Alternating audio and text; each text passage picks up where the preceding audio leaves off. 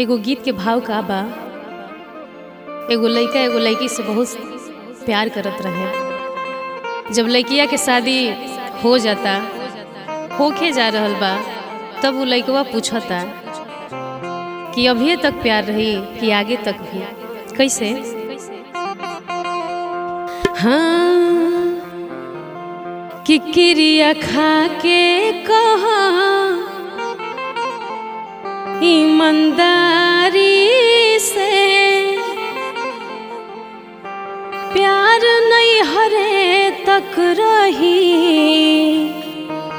कि ससुरारी से। क्रिया खा के कहा क्रिया खा के कहा ईमानदारी से प्यार नहीं हरे तक रही कि ससुरारी से।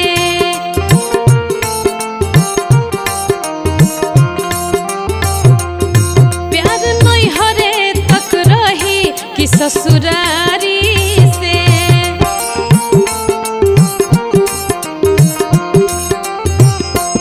क्रिया खा के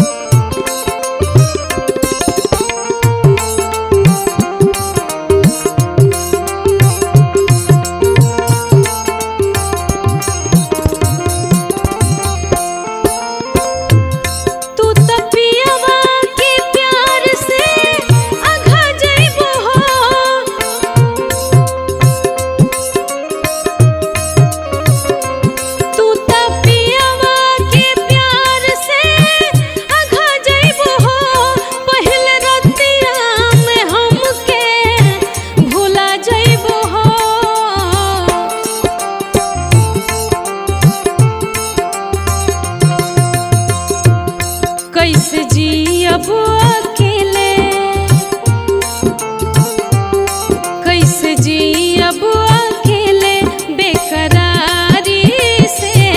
प्यार नहीं हरे तक रही कि ससुराल